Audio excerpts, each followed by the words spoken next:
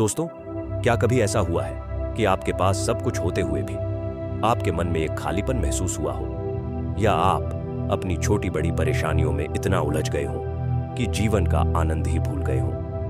आज की इस तेज तर्रार दुनिया में हम सभी अक्सर तनाव और निराशा के बोझ तले दब जाते हैं। लेकिन क्या होगा अगर मैं आपसे कहूं कि सच्ची शांति और खुशी आपके अंदर ही है, बस उसे खोजने की जरूरत है। आज किश्ना पर मैं आपको एक अविस्मरणीय बुद्ध कथा सुनाने जा रहा हूं, जो आपके जीवन को एक नया अर्थ देगी। एक समय की बात है, एक शांत और हरे भरे गांव में, जहां पहाड़ियां हरियाली से ढकी थीं और नदियां कलकल करती बहती थीं, वहां अनेक लोग रहते थे। इन लोगों में से कुछ बहुत धनी थे, कुछ गरीब थे, कुछ जवान थे तो कुछ बूढ़े। लेकिन एक बात थी जो उनमें से अधिकांश में समान थी। उनके मन में एक अजीब सी बेचैनी थी।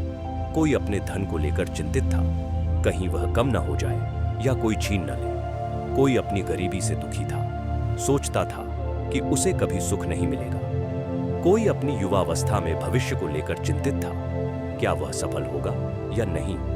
और बूढ़े लोग अपने अतीत को लेकर पछतावे में थे और भविष्य की अनिश्चितता से भयभीत थे। रिश्तों में भी दूरियां आ रही थीं, छोटी छोटी बातों पर मनमुटाव हो जाते थे और लोग एक दूसरे को समझने की बजाय जज करने में लगे थे। सोशल मीडिया पर दूसरों की चमक धमक देखकर लोग अपने जीवन से असंतुष्ट हो रहे थे। उन्हें लगता था कि वे दूसरों से पीछे छूट रहे हैं। इसी गांव के पास एक घना जंगल था, जहां भगवान बुद्ध अपने कुछ शिष्यों के साथ निवास करते थे। उनकी ख्याति दूर दूर तक फैली हुई थी कि वे मन की शांति और सच्चे सुख का मार्ग दिखाते हैं। एक दिन गांव के कुछ लोग, जिनमें एक धनी व्यापारी, एक परेशान किसान, एक महत्वाकांक्षी युवक और एक दुखी वृद्धा शामिल थे, अपनी अपनी समस्याओं को लेकर बुद्ध के पास पहुंचे। धनी व्यापारी ने कहा, हे तथागत, मेरे पास अपार धन है, लेकिन मेरा मन कभी शांत नहीं रहता। मुझे हमेशा डर लगा रहता है कि कहीं यह धन मुझसे छिन न जाए या कम न हो जाए। मैं दिन रात इसी चिंता में डूबा रहता हूं। किसान ने कहा, प्रभु, मैं दिन रात खेतों में मेहनत करता हूं, लेकिन फिर भी गरीबी मेरा पीछा नहीं छोड़ देती। मेरा मन हमेशा अभाव और निराशा से भरा रहता है। युवक ने कहा, भगवन, मैं बहुत कुछ हासिल करना चाहता हूं, लेकिन मुझे समझ नहीं आता कि मैं सही रास्ते पर हूं या नहीं। भविष्य की अनिश्चितता मुझे विचलित करती है और मैं हमेशा तनाव में रहता हूं। वृद्धा ने अपनी आंखों में आंसू ले कहा, बुद्ध देव, मेरा जीवन दुखों से भरा रहा है। मैंने अपने कई प्रियजनों को खोया है और अब मुझे अकेलापन और बीमारियों का डर सताता है। क्या मेरे लिए कोई शांति नहीं है?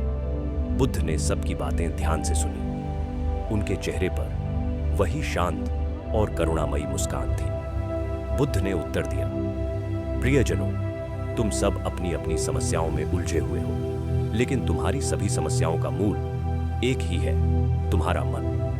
तुम सब अपने मन को बाहरी वस्तुओं और परिस्थितियों से बांध कर रखते हो, और जब वे वस्तुएं या परिस्थितियां तुम्हारी इच्छा के अनुसार नहीं होती तो तुम्हें दुख होता है। उन्होंने आगे कहा, देखो, यह धन, यह युवावस्था, यह स्वास्थ्य, यह सब क्षणभंगुर है। यह आज है, कल नहीं होगा। जो चीज स्थिर नहीं है, उस पर अपनी खुशी को आधारित करना ही दुख का कारण है। फिर बुद्ध ने एक कहानी सुनाई। एक बार एक यात्री था जो एक लंबी यात्रा पर निकला था।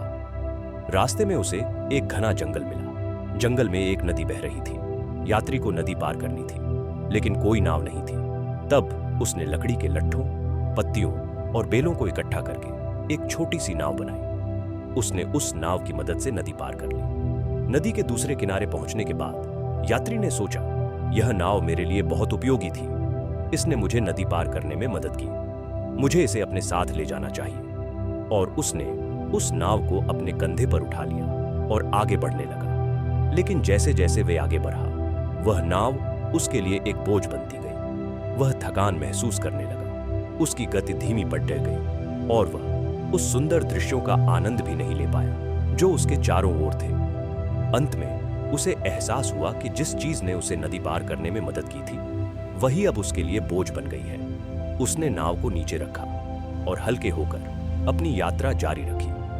बुद्ध ने समझाया, ठीक इसी तरह तुम्हारी इच्छाएं, तुम्हारी धारणाएं, तुम्हारी आसक्तियां, यह सब उस नाव की तरह है। वे तुम्हें जीवन के एक पड़ाव से दूसरे पड़ाव तक ले जाने में मदद कर सकती हैं, लेकिन यदि तुम उनसे चिपके रहोगे तो वे तुम्हारे लिए बोझ बन जाएंगी।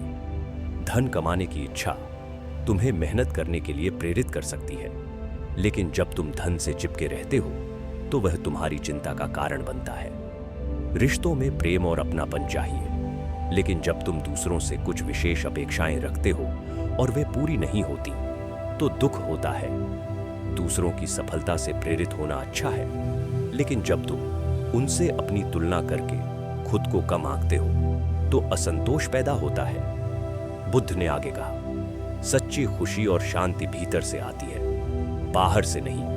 यह तब आती है जब तुम अपने मन को क्षणभंगुर वस्तुओं और परिस्थितियों से मुक्त करते हो।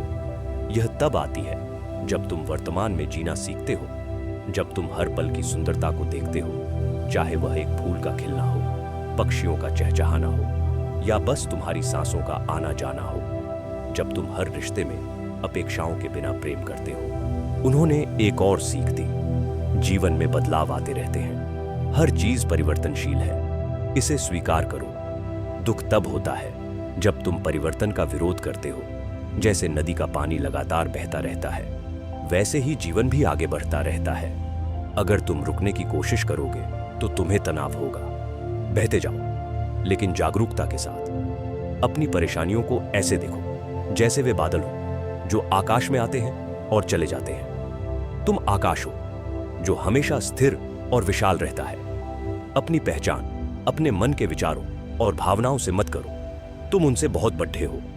बुद्ध ने उन्हें ध्यान का अभ्यास करने का निर्देश दिया ताकि वे अपने मन को शांत कर सकें और अपनी आंतरिक शांति को खोज सकें। उन्होंने कहा, जब तुम अपने मन को शांत कर लोगे तो तुम्हें हर स्थिति में शांति मिलेगी। तुम अपनी परेशानियों को एक अलग दृष्टिकोण से देख पाओगे और उन्हें हल करने का मार्ग भी तुम्हें स्वयं ही दिखाई देगा। बुद्ध की बातों ने उन सभी लोगों के मन को छू लिया।